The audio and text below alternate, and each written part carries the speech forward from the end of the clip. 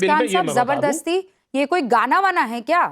एक कोई मिनट फिल्मी सुनिए। गाना है कि अरे जबरदस्ती सुनिए आपसे? ना, आप बात पूरी सुनेंगे नहीं? नहीं नहीं और अजीज कंप्लीट खान होने साहब, नहीं देंगे, आप ना गाना तो पानी सर से निकालेंगे। ऊपर जा रहा है सर। ये क्या बात हुई नहीं, कि बिल्कुल हमारी नहीं जा मर्जी रहा, हम आप 2 सुन लें। पढ़ेंगे, हमारी मर्जी 3 पढ़ेंगे? सुनिए सर मेरी बात। ये राष्ट्र गीत है, ये आपके किसी फिल्म का गाना नहीं है कि मेरी मर्जी तो मैं पहला स्टैंजा पढ़ूंगा, मुखड़ा पढ़ूंगा, अंतरा पढ़ूंगा। एक मिनट, ये एक राष्ट्र मिनट, गीत एक है। मिनट, एक संसद मिनट। भवन से कानून पारित हो गया है, उसको कैसे नहीं मानेंगे आप?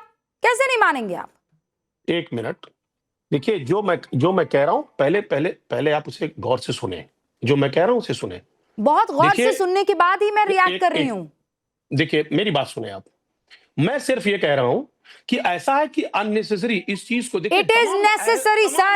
I am sorry. Do not use this word unnecessary. This is not unnecessary. What do you mean? राष्ट्र प्रतीकों को आपने मजाक बना दिया है, sir. Rubika ji, Whatever you are doing is unnecessary. एक मिनट, अरे वतन से मोहब्बत में आपको दिक्कत हो रही है? से मोहब्बत करते हैं, सुनिए मेरी बात। क्या क्या वो मोहब्बत करते हैं? देखिए, एक मिनट, दुनिया भर के जिना करने में हमको कोई दिक्कत नहीं होगी, दुनिया भर की के पाप करने में हमें कोई दिक्कत नहीं होगी सर, लेकिन हम लोग वंदे मातरम पढ़ने में हमारा इस्लाम खतरे में आ जाएगा। बीजेपी इस मुद्दे को लाके आप मुझे बस ये बताइए सर, यहाँ पर इस्लाम कैसे खतरे में आ जाता है? इस्लाम तब खतरे में क्यों नहीं आता जब इंसानियत को आप शर्मसार करने पर आमदा हो जाते हैं? इस्लाम तब खतरे में क्यों नहीं आता है जब किसी औरत को ट्रिपल तलाक के बिद्दत दे देते हैं? इस्लाम तब खतरे में क्यों नहीं आता है जब वक्फ को लेकर तमाम तरीके के भ्रष्टाचार किए जाते हैं? इस्लाम तब खतरे में क्यों नहीं आता है जब जिना की जाती है? इस्लाम तब खतरे में क्यों नहीं आता है जब किसी का दिल दुखाया जाता है? बताइए ना अजीज खान साहब, इस्लाम तब खतरे में क्यों नहीं आता है जब इस तरीके से वतन की बदहुरमती की जाती है? नौजवान परेशान है। अरे हाँ है, देश का नौजवान परेशान, मैं मना नहीं कर रही हूँ इस बात से, लेकिन आपने इसे अननेसेसरी कैसे कहा? वंदे मातरम राष्ट्र प्रतीक है सर, मजाक नहीं है। हमारी मर्जी हम ये गाएंगे, हमारी मर्जी हम वो गाएंगे। देखिए मैं कह रहा हूं अननेसेसरी इस चीज को इतना हाइट देना, वंदे मातरम आप को हाइट दे रहे हैं, आप गा लेते छह, किसने रोका था आपको? मोहम्मद फैज खान साहब, it is unnecessary is what is said. Mohammad Faiz Khan, okay, 3 और मेहमान मेरे बचते हैं, फिर मैं डिबेट ओपन करूंगी। मोहम्मद फैज खान जी, बिल्कुल ये गलत बात कह रहे हैं कि अननेसेसरी नहीं है भैया, ये आवश्यक है और अनिवार्य है। और देश पहले की धर्म पहले, आदरणीय रूपिका जी, रामायण में लिखा अपि स्वर्णमयी लंका नमे लक्ष्मण रोचते जननी जन्मभूमिश्च स्वर्गादपि गरीयसी। जननी और जन्मभूमि स्वर्ग से भी महान है। और कुरान शरीफ में लिखा हुआ है उम्मुल कुरा, पैगंबर हजरत मोहम्मद सल्लल्लाहु अलैहि वसल्लम की जन्मभूमि को सभी शहरों की मां कहा गया है। यानी रामायण में भी और कुरान में भी मादरे वतन की इज्जत और अजमत बताई गई है, इसलिए हमारे लिए वतन पहले है। और धर्म पहले कि देश पहले, रामायण में वतन की इज्जत नहीं बताई गई होती और कुरान शरीफ में भी नहीं बताई गई होती, तब भी हमारे लिए मादरे वतन हिंदुस्तान ही पहले होता। एक बात समझ लेनी चाहिए, गर्जना में आपने जिस तरीके से इन लोगों को वैचारिक रूप से निर्वस्त्र कर दिया है। अभी राशिद अल्वी साहब चले गए, कह रहे थे 6 में से कोई पूरा वंदे मातरम सुना दे। थोड़ा देर वो रुकते तो उनको पूरा वंदे मातरम सुनाकर उनके ईमान को ताजा करके भेजता, पर वो अपनी बात कहकर चले गए। एक बात आपने बहुत अच्छी कह दी, 1896 में पहली बार वंदे मातरम कांग्रेस के अधिवेशन में गाया गया, उसके बाद हर अधिवेशन में पूरा गाया जाता था। और कांग्रेस अध्यक्ष का कार्यकाल उस समय 1 ही वर्ष का होता था, यानी जो अध्यक्षता करेगा अगले साल तक वही रहेगा। और अध्यक्ष नहीं भी होते थे मुस्लिम, तो दर्जनों मुस्लिम सदस्य वहां पर बैठे होते थे जो पूरा वंदे मातरम गाते थे, तो उन लोगों को कोई आपत्ति नहीं। आज आपत्ति क्यों की जा रही है, यह बड़ी सोचने वाली बात है। ओके, आदरणीय रूबिका जी, जी फैज खान साहब, मैं ये कह रही हूँ बस 2 और मेरे मेहमान कब से इंतजार कर रहे हैं, वो ओपनिंग करें और उसके बाद मैं डिबेट ओपन करूंगी। राशिद किदवई साहब, अननेसेसरी है ये?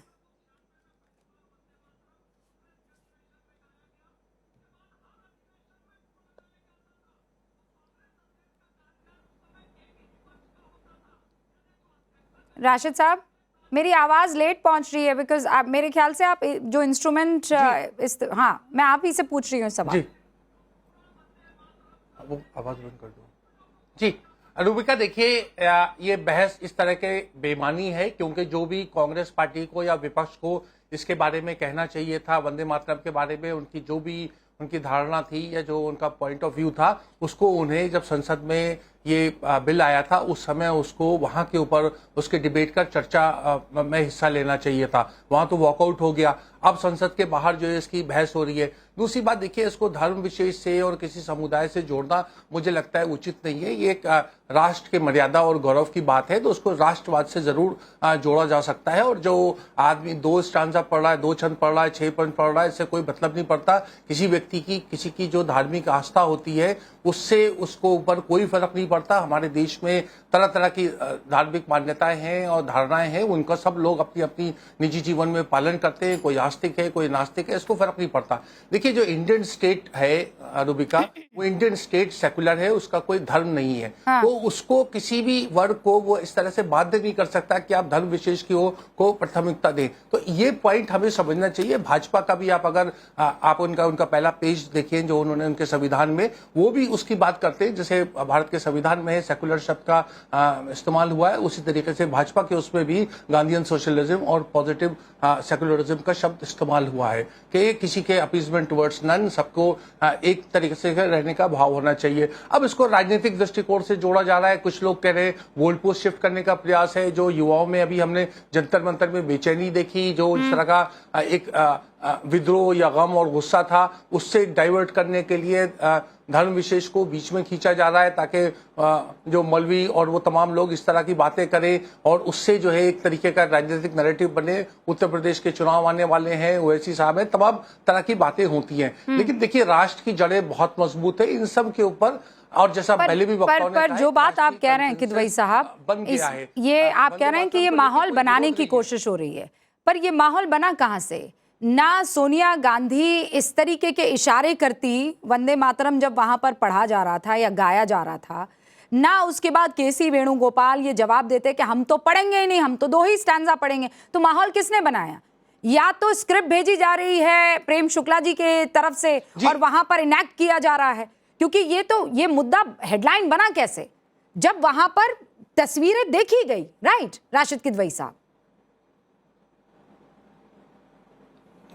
जी रूबिका, आपने ये बड़ा अच्छा प्रश्न किया और उसका कांग्रेस को जवाब देना चाहिए। देखिए, मैंने फिर कहा, कांग्रेस को इसके बारे में अगर कोई आपत्ति थी तो उसको संसद में जब बिल के ऊपर डिस्कशन हुआ था, बिल पेश हुआ था और पास हो रहा था, उस समय ये सब चीजें लानी चाहिए थी। लेकिन देखिए, जो भाजपा जो इतनी मतलब उसकी बात करती है कि वो सिर्फ राष्ट्रवाद से जुड़ी हुई है और उसके ऊपर कोई उसमें राजनीति नहीं है। मैंने अमित शाह जी का भी बयान सुना जो वो कह रहे हैं कि 1937 में ये मुस्लिम लीग के दबाव में हुआ। ये देखिए बिल्कुल अनुचित है। देश की जो आजादी की लड़ाई में तमाम धार्मिक सिंबल्स का इस्तेमाल हुआ था और खुल के हुआ था। जैसे वंदे मातरम का बहुत इफेक्टिवली बहुत अच्छे से हुआ था, वो तरीके से खिलाफत मूवमेंट, रेशमी रुमाल, राशिद किदवई साहब, मैं तो इस मसले पर बहस ही नहीं करती। अभी आपने अलवी साहब को सुना था, राशिद अलवी साहब को सुना था, वही इस्लाम को बीच में लेकर आए ना, ये कहना कि वही इस चीज को लेकर आए कि नहीं पढ़ सकते हैं हम लोग, हम वंदना नहीं कर सकते हैं।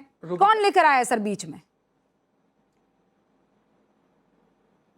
नहीं, वंदना करने को कोई कह भी नहीं रहा। देखिए आप रूबिका, आपके कार्यक्रम के माध्यम से लोगों को पता होना चाहिए कि ये जो बाध्यता है ये केवल ऑफिशियल फंक्शंस में है। सेरेमोनियल ओकेजन्स के ऊपर जो सरकारी समारोह होते हैं वहां के ऊपर वंदे मातरम, राष्ट्रगीत, राष्ट्रगान का वहां के ऊपर ऑलराइट, 2 और मेहमान और उसके बाद बजाया जाएगा और वहां जो भी लोग होंगे उसके सम्मान में उनको खड़ा होना पड़ेगा। हर्षवर्धन जी, सुना आपने?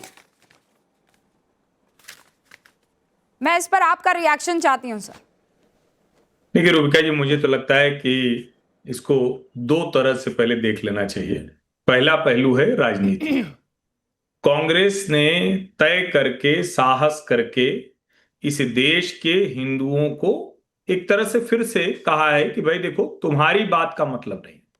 जो एक जनरल नोशन इससे जा रहा है कि भाई वो कह रहे हैं कि इसमें चूंकि भारत माता को देवी के समकक्ष रखा गया, यही तो आपत्ति है। तो एक तो ये कि कांग्रेस ने सो कॉल्ड सेकुलर जो पॉलिटिक्स थी उसको और थोड़ा मजबूती से करने की कोशिश की है। उनको लगता है कि भाजपा जो हिंदुत्व की, हिंदू राजनीति करती है और जो वंदे मातरम के 150 वर्ष पूरे होने पर उसने ये कोशिश की है, ये हिंदू एक तरह से और यूनिफिकेशन की कोशिश है, उसके खिलाफ है कि मुसलमान आए और साथ में कुछ हिंदू आएगा। एक पहलू है ये पॉलिटिकल, उसने साहस करके किया। इसलिए मैं कह रहा हूं क्योंकि जिस दिन सोनिया जी ने वो किया था तो 3 सफाई आई थी, और जो कांग्रेस के समर्थक थे, कांग्रेस के प्रवक्ता थे, कांग्रेस के नेता थे, वो भी नहीं बता पा रहे थे कि कुर्सी वाला मसला है कि क्या हो गया, वो नहीं बता पा रहे। बाद में उन्होंने तय किया कि हम ये करेंगे, और इसको अगर आप ध्यान से देखें तो फिलिस्तीन वाला झोला प्रियंका जी के कांधे पर, सोनिया जी का लिखा गाजा पर, वो अखबार के एडिट पेज पर, तो बड़ी साफ सी लाइन है। ये 2027 से लेकर 2029 की पूरी रणनीति। लेकिन अब मूल मुद्दे पर आए, और रूबिका जी वो ज्यादा महत्वपूर्ण है। मैं ये उम्मीद कर रहा हूं कि देश में इस वाले हिस्से पर अब चर्चा हो। मैंने उसको बार बार पढ़ा, वो जो 6 के 6 छंद हैं, अगर दूसरे के बाद तीसरे और चौथे छंद पर किसी को ऐतराज है तो पहला छंद भी वो नहीं कर सकता, वंदे मातरम भी वो नहीं बोल सकता। जिनको लग रहा है कि अच्छा तुम ही दुर्गा दश प्रहरण धारिणी कमला कमल दल विहारिणी, इससे किसी को समस्या है कि आप दुर्गा समान हो, वो तो फिर पहले छंद में ही। और पहले छंद क्या, जब आप वंदे मातरम कहते हैं तो अगर किसी मुसलमान की आस्था उसमें आहत होगी तो फिर तो पहले में ही हो जाएगी। क्योंकि आप कहते हैं ना कि हम किसी और के सामने नहीं झुकते, आप उसको मां मान रहे हैं, मां किसी को वैसे मान नहीं सकते। तो मुझे लगता है बेसिक कॉन्सेप्ट एक तो गड़बड़ है, जिसको जानबूझकर इस देश के मुसलमान, जिनको वंदे मातरम से कोई दिक्कत नहीं थी, और मतलब एक आंदोलन की अगर बात करें तो बाकायदा उर्दू के अखबार वो वंदे भैया जिनको दिक्कत थी हर्षवर्धन जी, बहुत लोगों को इस बात से मिर्ची लगेगी, जिनको दिक्कत थी उन्होंने पाकिस्तान बना दिया, चले गए। जिनको दिक्कत थी वो चले गए, और जिनको दिक्कत है वो भी झोला तैयार रख ले। फिर कहेंगे रूबिका ऐसी कड़वी बातें कैसे करती है। अरे कड़वी बातें नहीं कह रही हूं भैया, बिल्कुल सिंपल सी बात है, जिस जमीन पर आप रहते हैं उससे मोहब्बत कीजिए, लेकिन अगर आपको किसी और से मोहब्बत है तो भैया जाइए उस जमीन पर रहिए। क्यों विवेक श्रीवास्तव जी? एक लाइन, हाँ एक लाइन, उसके बाद में आते हैं। जैसे कई लोग अब डिबेट में ये भी करेंगे चाहे तुमको आता है कि नहीं, 2 पैरा तो व्यवहारिक है, 6 छंद कैसे गाया जाएगा। दुनिया के किसी देश में उनकी नेशनल एंथम, उनके राष्ट्रगीत राष्ट्रगान को याद हो ना हो, सम्मान तो कर सकते हो ना भाई। नहीं दुनिया के किस हिस्से में मैं आपसे एक बात कहूं, ये बात सच है, मुझसे कोई पूछे 2 छंद के बाद आता है, कहूंगी नहीं आता है।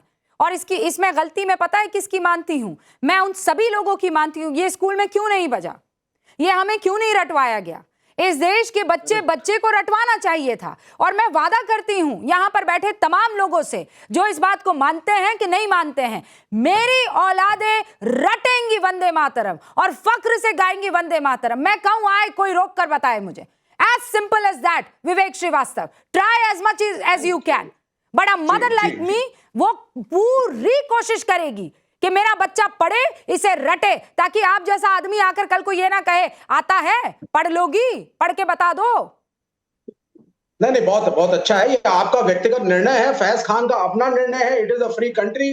फैज खान चाहते हैं तो जाकर के माताओं की मूर्तियां ले आए, घर में एस्टैब्लिश करें, रोज दुर्गा की स्तुति करें, किसी ने रोका है क्या? लेकिन what is your interpretation of Islam, Buddhism, Kabirpanthi, Jainism, अंबेडकरवादी? हम नहीं मानते हैं मूर्ति पूजा को, हम नहीं मानते हैं देवी देवताओं को, हम डाइटी वर्शिप में नहीं विश्वास रखते, कोई अंबेडकरवादी नहीं विश्वास रखता, कोई बौद्ध धर्म पालन करने वाला नहीं करता। एक सिख अपने गुरुओं का Answer one question, and I've done this before. I want to do it again. ठीक है, let's answer this. Mahatma Gandhi कौन है? महात्मा गांधी वो तो फ्रीडम फाइटर, उन्होंने आजादी दिलाई, रास्ता दिखाया, और रिस्पेक्ट में हम उनको राष्ट्रपिता कहते हैं। He was a great leader, he is not God, we don't worship him। नहीं, राष्ट्रपिता है ना, ठीक है। महात्मा गांधी की जय कर सकते हैं। महात्मा गांधी को भगवान नहीं मानते। अरे तो महात्मा गांधी की स्तुति नहीं करते। महात्मा गांधी का चालीसा नहीं बनता। जय कहते हैं कि नहीं कहते हैं? कहते हैं कि नहीं कहते हैं? नेता है। अरे नेता है तो क्या हुआ, जय करते हैं कि नहीं करते हैं? अरे महात्मा गांधी को जय करते हैं कि नहीं करते हैं? महात्मा कहते हैं, नेता के रूप में कहते हैं, टीचर के रूप में कहते हैं। हाँ, तो जमीन को माँ के रूप में नहीं, महात्मा गांधी को पिता के रूप में देख लेंगे, लेकिन भारत को और इस भूमि को माता के रूप में नहीं देखेंगे। What a shame, what a shame. आप मूर्ति पूजा फोर्स नहीं करेंगी। अरे मूर्ति पूजा कौन फोर्स कर रहा है यहाँ पर? किसने कहा मूर्ति पूजा है ये?